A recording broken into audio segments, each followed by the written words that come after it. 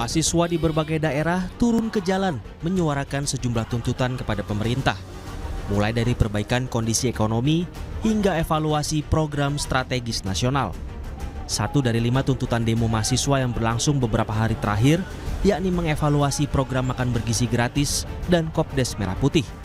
Alasannya, kedua program itu memakan anggaran yang sangat besar.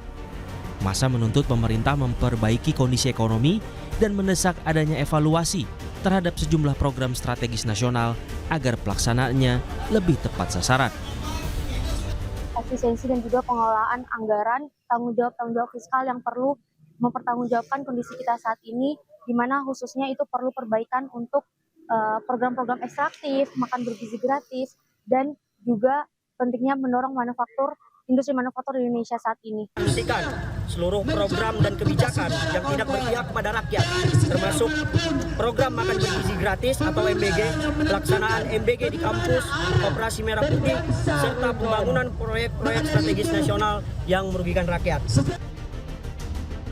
Menjawab tuntutan mahasiswa, Kepala Badan Komunikasi Pemerintah atau Bakom RI, M. Kodari menyatakan program MBG tidak akan diberhentikan sebagaimana tuntutan sejumlah pihak kepada pemerintah. Kodari beralasan program MBG merupakan mandat dari rakyat karena merupakan salah satu janji kampanye Presiden Prabowo Subianto pada pemilihan Presiden 2024 lalu. Dalam pernyataan tertulisnya, Kodari bilang bahwa yang namanya MBG tidak bisa diminta langsung berhenti, karena itu adalah visi dan kontrak politiknya Pak Prabowo. Presiden dipilih karena program kerja yang dilaksanakan sehingga tidak bisa diberhentikan.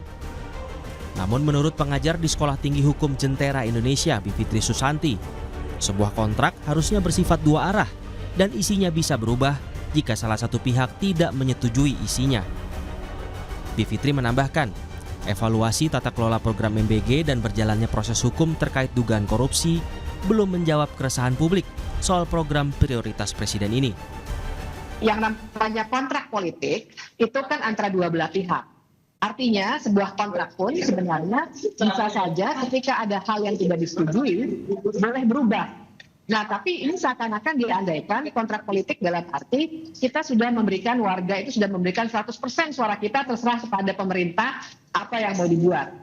Nah, ini sebenarnya adalah cara pandang yang keliru. Sesungguhnya yang dimaksud dengan kontrak politik adalah pengurus negara harus mendengar apa yang kita ini yang punya negara, warga negara sampaikan dan apa yang ingin diubah. Apakah misalnya dengan mengubah membongkar korupsinya dan seterusnya, berarti sebenarnya tuntutan dari mahasiswa dan warga masyarakat sudah dipenuhi? Menurut saya belum, karena yang bermasalah dari MBG ini adalah desainnya secara umum. Makanya kami juga, saya dan kawan-kawan ke Mahkamah Konstitusi untuk mempersoalkan penggunaan anggaran APBN sebesar 20% untuk pendidikan berdasarkan Konstitusi Pasal 31 ayat 4 yang ternyata digunakan sebagian untuk MBG. Nah, itu kan yang tidak pernah dijawab secara baik oleh pemerintah. Anggota DPR dari fraksi Gerindra, Kamrus Samad, menyebut program MBG bukan sekadar kontrak politik Presiden Prabowo dengan rakyat, tetapi juga tindak lanjut dari rencana pembangunan dari pemerintahan sebelumnya. Berdasarkan data yang ada di RPJP dan juga RPJMN menunjukkan bahwa tingkat prevalensi balita kita untuk kekurangan gizi khususnya stunting itu masih di angka 19,8%. Itu artinya 20 dari 100 balita tidak tumbuh secara normal. Ini secara sosiologis.